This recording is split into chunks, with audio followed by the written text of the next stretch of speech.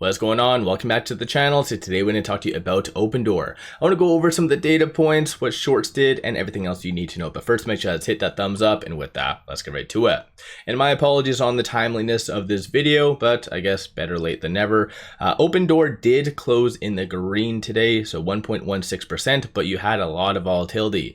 And oddly enough, the fact that it didn't hit new 52-week highs or anything today, I feel like that instantly turned the sentiment to very negative, which is rather odd, right? Especially considering if we kind of go over here, over the last 5 days, it's still up 20%. Over the last 1 month, still up 186%. So the fact that it's consolidating a little bit, it's kind of funny how a lot of people get very negative. But today, 590 the low, 640 the high, and 239 million shares being traded. 308 is the average.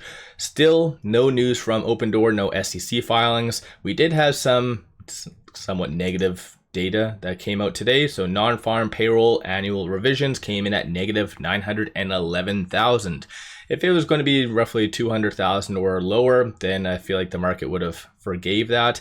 But given that, that caused a lot of uncertainty and thus a lot of volatility. So I think that did attribute to Opendoor's kind of up and down type of thing.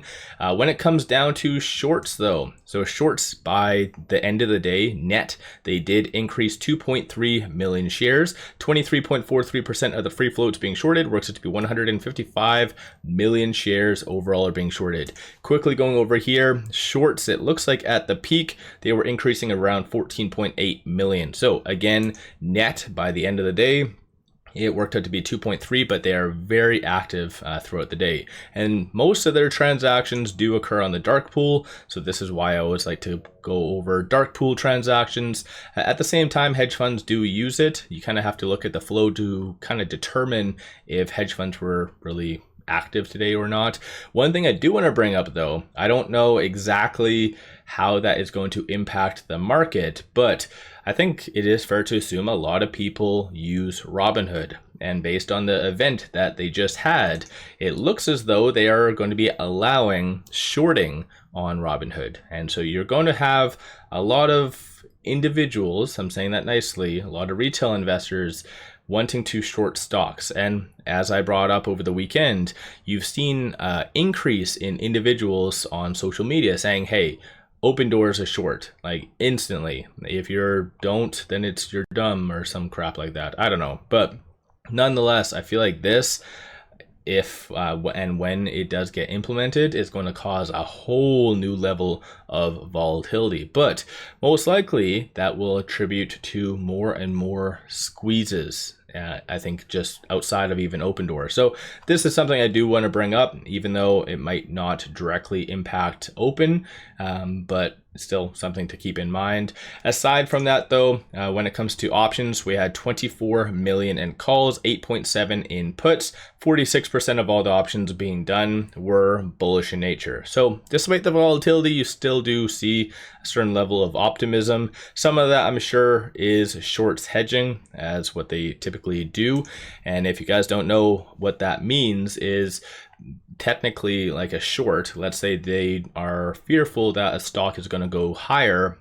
What they do is they just buy, let's say, given where we are at, they buy a 650 call. That way, if Opendoor just runs up randomly to, let's say, $8, $9, well, shorts are covered, right? Because technically they bought that 650 call. So shorts do typically hedge, and so which is rather unfortunate. But nonetheless, though, from a bull standpoint, you see a consensus for it to be roughly around $7. So there is still a lot of optimism on the table. Bears are anticipating for it to be sub roughly 5 to 550. So still more downside is anticipated from them at least. These are all the transactions that did occur on the secondary market. And so a couple big ones, 5.9 million. And throughout the trading day, you kind of had pockets of selling, pockets of buying. So that's kind of what added to the overall volatility. With it closing at 611, it is trading between this pivot and this S1. So 593 is going to be that next strong support. And it kind of bounced off of that general area. Again, 590 was the low. And then 645 is going to be that next strong target slash resistance. And conveniently it kind of bounced off of that general area as well. So 640 was the high. So just kind of watch for both of those being going to be that next points to either signal a breakout or a nice push higher or more consolidation. Quickly going over here though, so you can kind of see just based on some of the trending news that's being talked about on social media, it looks like just that correlation between Robinhood, so Vlad, and Opendoor. So somehow, I don't know why people are kind of talking about that or whatever else. Aside from that, no real substantial articles really coming out. So I think just people are waiting for the next big catalyst. After hours, it does look like it's going up a little bit. So 1.1% during the overnight, sitting at 618. So that's always a good thing, maybe a good indication of potentially what might be coming tomorrow. And just to look at the market position. So you do still see that wall of kind of willing sellers, and didn't really change all that much from even Monday. So again, something just to keep in mind, but just it's going to be a battle, and moral of the story. And whether we do consolidate potentially to, if anything, I would say that 540 most likely. That seems to be where kind of lags a little bit. It could easily run up to 630 or potentially even at 670 again. So I think it's a little bit premature to start counting Opendoor down and out.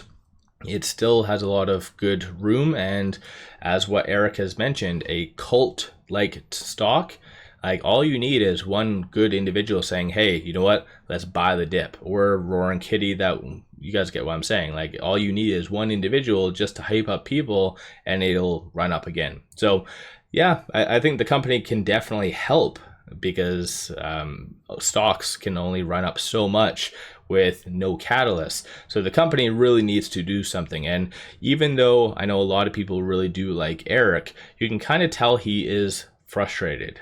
He sounds like a good guy and all that, but on social media, he's starting to say, hey, like I'm getting all these complaints of people saying, hey, nobody at Opendoor is answering, like Opendoor customer service is crap, blah, blah, blah. So I think the company isn't doing themselves any favors. They really need to step up their game and follow investors' lead, which kind of sounds backwards. It should be kind of the other way around.